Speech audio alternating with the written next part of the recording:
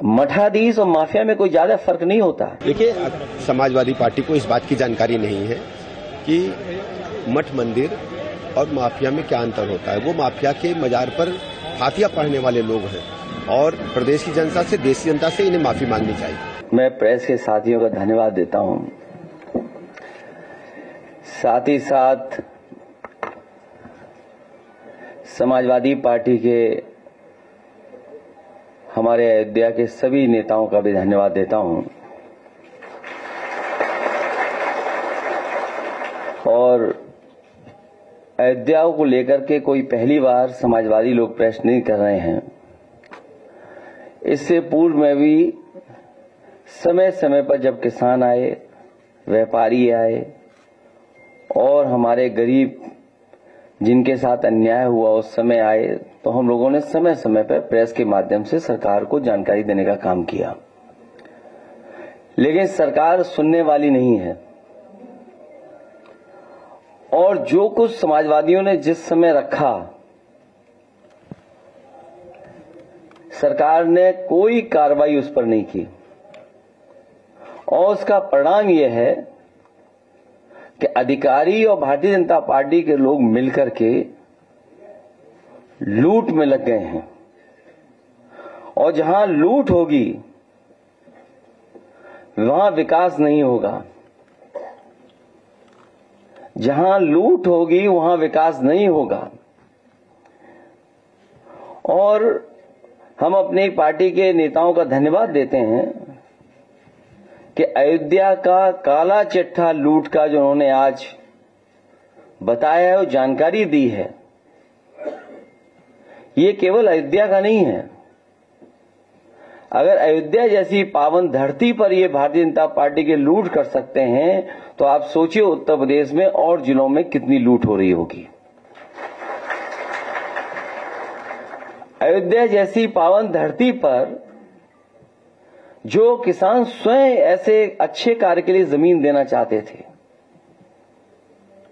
जिस समय मांग थी कि सर्किल रेट बढ़ाया जाए, इनको मुआवजा दिया जाए, सरकार ने किसानों को कहीं मुआवजा नहीं दिया जो उनकी मांग थी उसके अनुसार। लेकिन जब गरीब किसान भोले भाले लोगों से जमीन ले ली, जब दूसरे लोगों के पास जमीन पहुंच गई और अपने लोगों के पास उनके जमीन पहुंच गई, उसके बाद अयोध्या का सर्किल रेट से लेकर के सब बढ़ा दिया गया।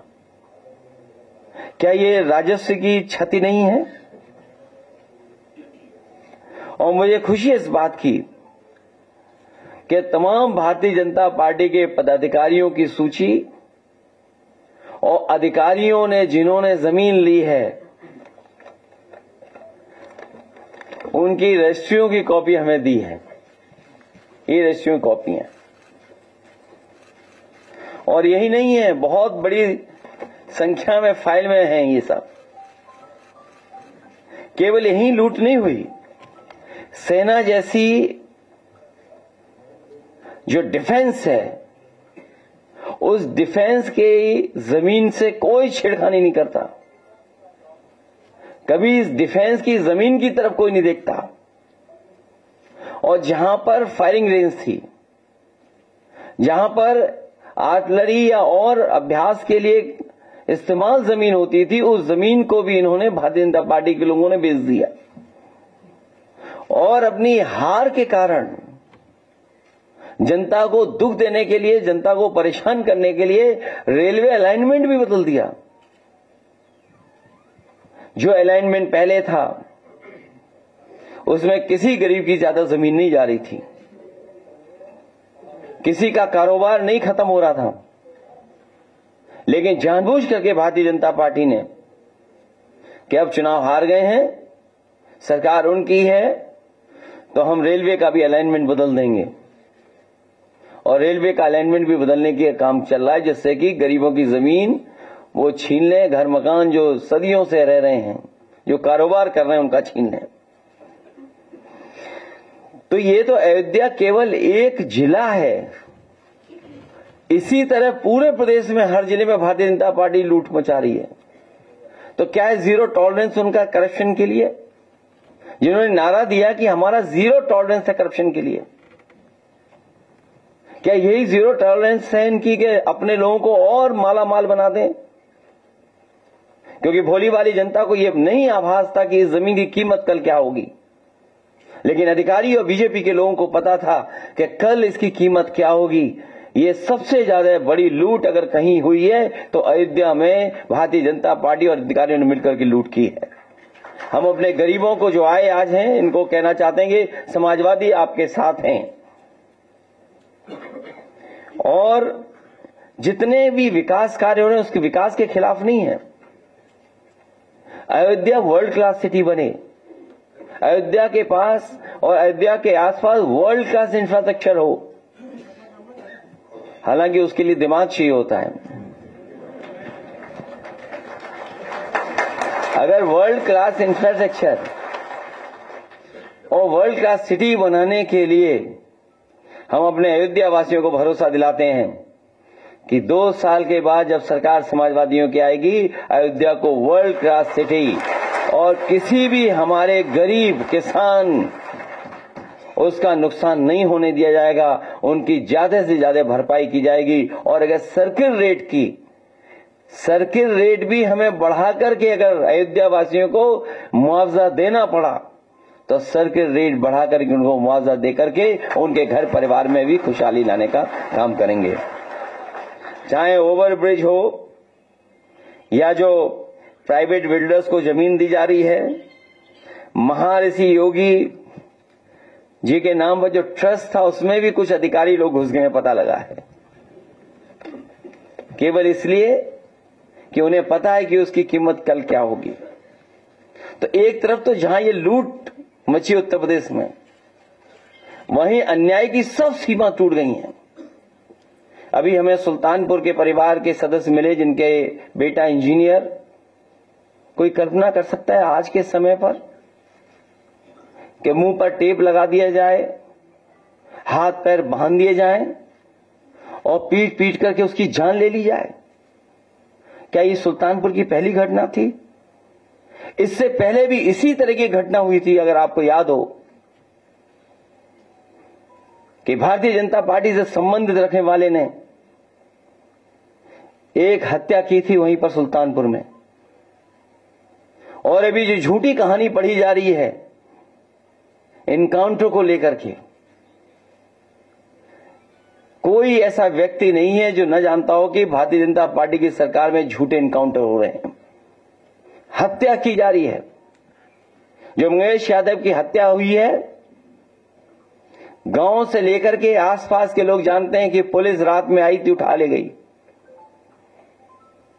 पुलिस उठा करके लेके गई एसटीएफ। और सोचिए आप कैसी कहानी गढ़ी गई कि उसके पास नया बैग था, अमेरिकन टूरिस्ट बैग बताया गया, और जब बैग खोला गया तो उसमें भी कपड़े नए मिले शोरूम से खरीदे हुए। और जो मोटरसाइकिल मिली, सुनने में आ रहा है कि जो मोटरसाइकिल जिसकी चोरी हुई थी कई दिनों बाद एफआईआर लिखी गई, और उसके घर परिवार के लोगों के मां का इनको दर्द समझ में नहीं आ रहा, बहन के आंसू नहीं समझ में आ रहे हैं। और सोचिए कैसा दिमाग इनका, सरकार ने कैसी होशियारी दिखाई कि चप्पल में इनकाउंटर कर दिया। बताइए आप, कैसा दिमाग है इन लोगों का, क्या होशियारी दिखाई। कौन नई तस्वीर देख करके बता सकता है कि ये झूठा इनकाउंटर हुआ था? और ये पहला झूठा इनकाउंटर नहीं है यूपी का, तमाम इनकाउंटरों पे उंगली उठी है। जिस समय पहला इनकाउंटर नोएडा में जिम इंस्पेक्टर को हुआ था, उस समय भी हम लोगों ने कहा था कि पुलिस वालों ने लूटने के लिए, दबाव बनाने के लिए हत्या का प्रयास किया है, और उस समय भी कार्रवाई नहीं हुई है। अभी तक जितनी भी हत्याएं हुई हैं या इनकाउंटर हुए हैं, सबसे ज्यादा पीड़ित परिवार के लोगों की हत्या की है सरकार ने। हम लोग न्याय दिलाने के लिए सदन से लेकर के और संघर्ष के बीच में भी जाना पड़ेगा, तो समाजवादी लोग पीछे नहीं रह सकते। और भाजपा ने तो इतने इनकाउंटर किए, उत्तर प्रदेश को फर्जी इनकाउंटर की राजधानी बना दी इन्होंने। फर्जी इनकाउंटर की राजधानी बनकर के।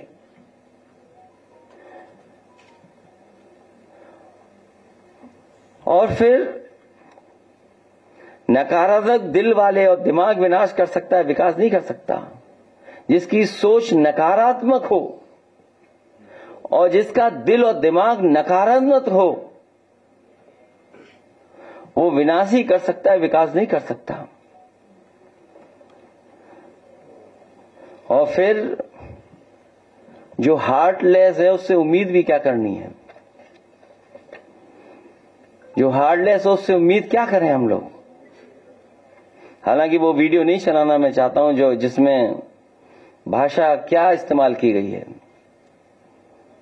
अगर आप कहेंगे तो मैं वो भी चलवा दूंगा,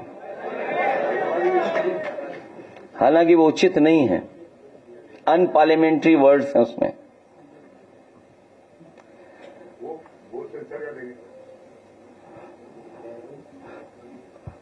अगर दिमाग होता तो चप्पल में एनकाउंटर नहीं करते। इसलिए जहां ये सरकार लूट कर रही है वहीं इनकाउंटर करके डराना चाहती है और केवल बदनाम करने के लिए जानबूझ करके ढूंढ ढूंढ करके कि कौन है, किसको इनकाउंटर किया जाए, वो भी अधिकारी बैठ करके रणनीति बनाते हैं। सोचो, जो रात भर बैठ करके रणनीति बनाएंगे उनसे क्या उम्मीद करोगे न्याय की? आप रणनीति इसी बात की बनाते हो कि हत्या करनी है, वो हत्या में न पकड़े जाएं, तो उनसे उम्मीद क्या करोगे आप? केवल फेक इनकाउंटर नहीं, बल्कि संविधान ने जो अधिकार दिए हैं उन अधिकारों को ये सरकार छीन रही है। 69,000 वाले बच्चे कितना आंदोलन कर रहे हैं, सोचिए, कोई कल्पना कर सकता है? लेकिन ऐसी साजिश, षड्यंत्र कि दोनों को भिड़ा दो, आप दोनों को भिड़ा दो। इसलिए भाजपा किसी की सगी नहीं है, न इनकी न उनकी। भाजपा किसी की सगी नहीं हो सकती, केवल उन्हें अपना स्वार्थ सिद्ध होना चाहिए। इसलिए जहां लूट की गई है उसके कागज आए हैं। मैं तो लीड ऑपोजिशन से दोनों सदनों में कहूंगा कि बाकायदा पूरी सूची सदन में दी जाएगी और समय आने पर कि हम लोग कैसे आगे बढ़ें उस पर भी हम लोग काम करेंगे। क्योंकि अभी कुछ नाम आए हैं तस्वीरों के साथ, अभी बहुत सारे नाम आना बाकी हैं, जिसमें बहुत जिम्मेदार अधिकारी भी हैं और भारतीय जनता पार्टी के बड़े बड़े नेता और पदाधिकारी भी हैं। तो सर इस पे एक्शन होगा सर? दोनों सूची अगर जाएगी पार्लियामेंट में कुछ होगा सर इस पे? बिल्कुल होगा, अभी से ही होने लगा, कोई सवाल ही नहीं पूछ रहा भाई। वो तो देखिए अभी से ही असर दिखाई देने लगा है। और कौन नहीं जानता है, यहां जितने लोग बैठे हैं, मार्केट वैल्यू क्या है, सर्किट रेट कब बढ़ाया गया, ये तो कम से कम आपको भी पूछना चाहिए कि जब गरीब से जमीन ली जा रही थी उस समय सर्किट रेट क्यों नहीं बढ़ाया गया? कम से कम गरीब के घर में 2 पैसे ज्यादा आ जाते। लेकिन आप कारोबार करवाना चाहते थे, अपने लोगों को लाभ पहुंचाना चाहते थे। 17 से बंद है। अखिलेश जी, आज की जो जिस तरीके से सीटें आई है और पीडीए के लोगों का जो जिस तरीके से यहाँ पे शोषण हो रहा है, अभी आप देखिए बाहरी वाले मामले में जिस तरीके से योगी जी ने कहा था विधानसभा में सिर्फ 2 लोगों को हाईलाइट किया जाता है पीडीए के और बाकी लोगों के नाम छुपा दिए जाते हैं। ऐसे में आप किस तरह काउंटर करेंगे इन सब बातों को लेकर? नहीं, इससे भी महत्वपूर्ण ये है कि जो रजिस्ट्रियों की हमें कॉपी दी गई है इसमें सबकी फोटो लगी हुई है, उनके परिवार के लोगों के रिश्तेदारों की भी फोटो है। तब मुख्यमंत्री जी कोई दूसरी सूची नहीं पढ़ पाएंगे।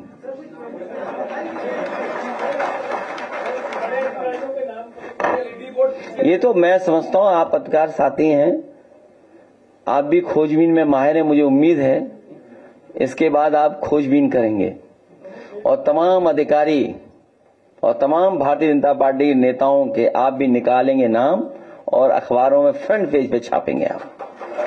कम से कम हमारे कैमरामैन तो अच्छे हैं, जो हम बोलते हैं वही चल जाता है, लेकिन लिखने वाले थोड़ा बहुत कंजूसी करते हैं।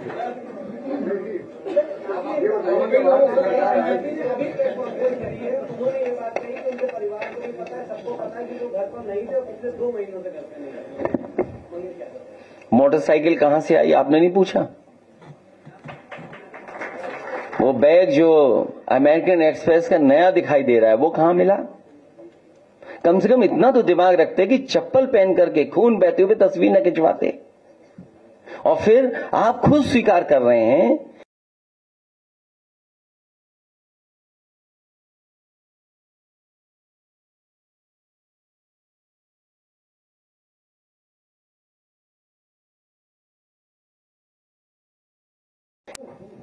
कोई एसटीएफ से सवाल पूछ लेगा।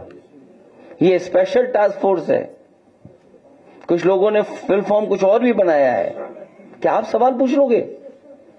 नहीं पूछ पाओगे। अध्यक्ष जी, एक सवाल ये है कि मुख्यमंत्री ने कहा है कि सपा और अखिलेश यादव अपराधियों में भी जाति और पीढ़ी ढूंढ रहे हैं, क्या कहेंगे अभी ताजा बयान में? मठाधीश और माफिया में कोई ज्यादा फर्क नहीं होता।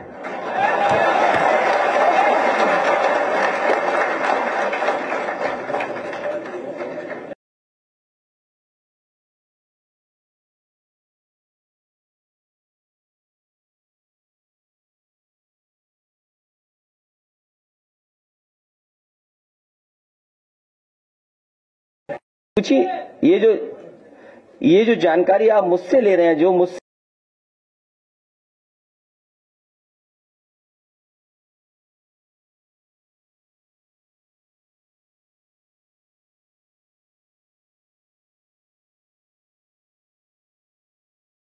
हुआ कि नहीं हुआ,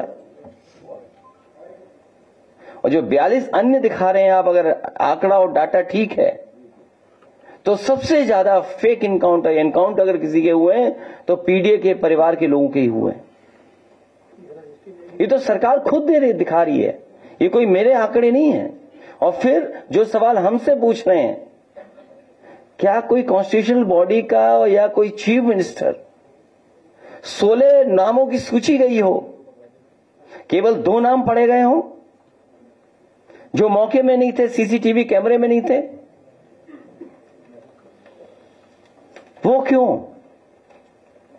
ये वो लोग हैं जो हारे हुए लोग हैं, और कई बार जो खुद होते हैं, जो खुद हैं वो जो जातिवादी,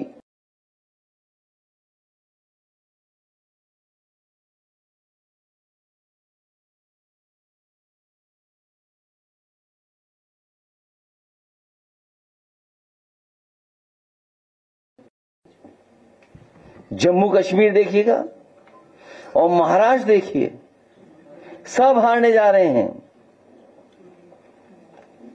जम्मू कश्मीर से मल्लिकार्जुन खड़गे जी ने कल बात कही, अगर 20 सीटें वाला आ जाते तो 4 वाले जेल चले जाते।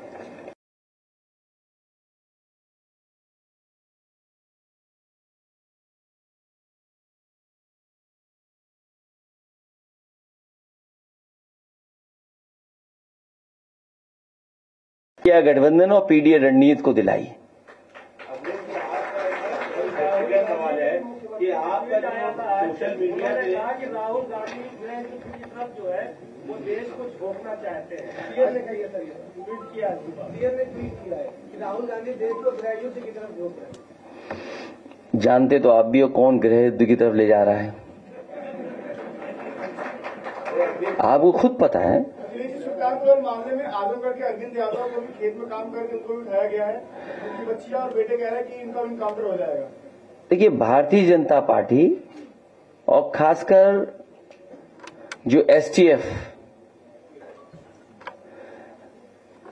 चिन्हित कर करके, जिससे उनकी पोल न खुल जाए, जब मुख्य आरोपी या मुख्य मास्टरमाइंड जो है उसको सरकार आखिरकार क्यों नहीं छू रही है? वो तो सीसीटीवी विजिबल है, अगर आप सीसीटीवी देखें तो जो लोग लूट रहे हैं अंदर वो तो विजिबल हैं। तो अगर मास्टरमाइंड का क्यों नहीं कर रहे हैं आखिरकार? अरे अखिलेश जी, ये आपकी सोशल मीडिया पर मुसलसल जो है आपकी जो है बढ़ते जा रहे हैं फॉलोअर, और बहुत ज्यादा बढ़ रहे हैं, उसमें खास करके नौजवान और इनके बारे में क्या जागरूकता है इसमें? देखिए, आपका मिलने का व्यवहार है, जिस तरीके से लोगों से आप अट्रैक्ट होते हैं, मिलते हैं, उसका है ये नतीजा। हालांकि अदरवाइज न लीजिएगा, कुछ दिन पहले मैंने खबर पढ़ी थी कि प्रधानमंत्री भी पीछे छूट गए सोशल मीडिया में किसी एक प्लेटफॉर्म पर। आपकी बड़ी है लोकप्रियता। मैं धन्यवाद देना चाहूंगा जो सोशल मीडिया पे यहां नहीं दूर से रह करके कई बार पार्टी का प्रचार करते हैं, पार्टी के प्रति लगाव रख करके पार्टी की नीतियों का प्रचार करते हैं। उन तमाम हमारे वॉलंटियर्स का मैं बहुत धन्यवाद देना चाहता हूं। मायावती जी ने कहा था कि हमारी लड़ाई है, कम से कम ये तो जरूर ढूंढना जो रजिस्ट्रियां हमने दिखाई हैं, या बताया नहीं केवल दिखाया आपको, इसमें पीडीए का कोई है भी कि नहीं है?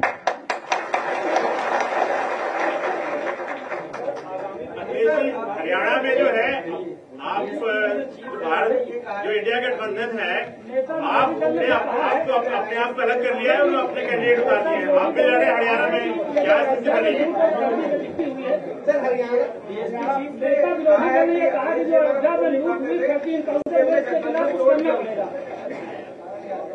समय पर होगा सब।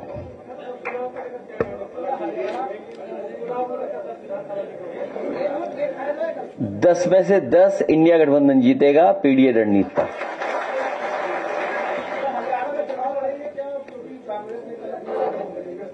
मैंने अपने पार्टी की तरफ से भी कहा है कि सवाल सीट का नहीं, सवाल जीत का है।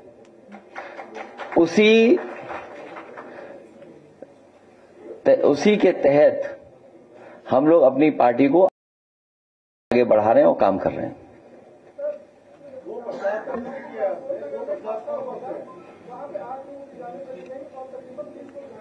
कहां पर?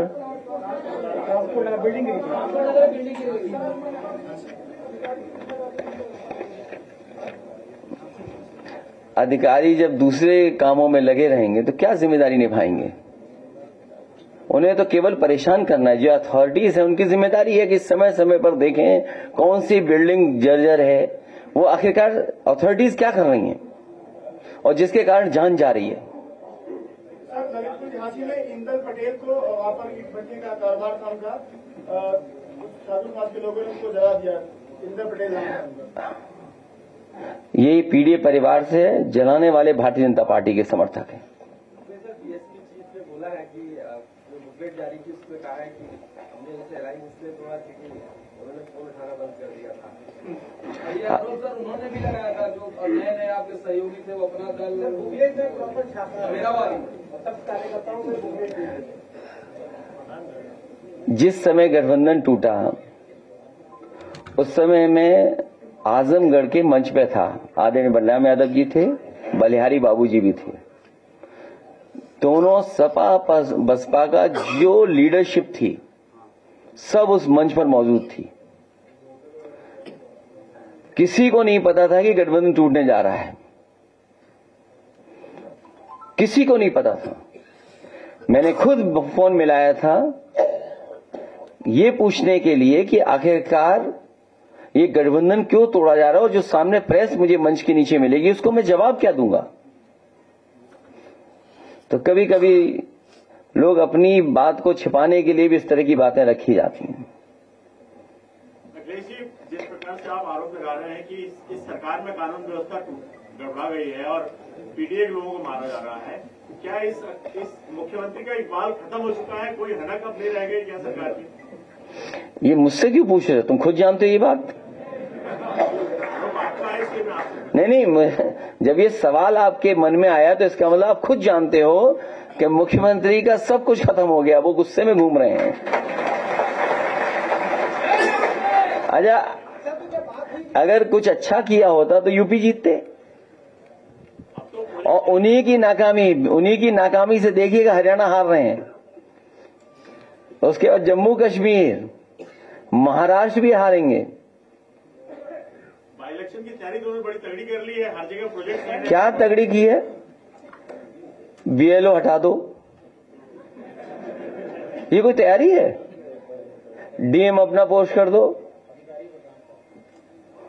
अपना पुलिस कप्तान जो कहने मानता रहे उसको पोस्ट कर दो, ये तैयारी बोलेंगे आप?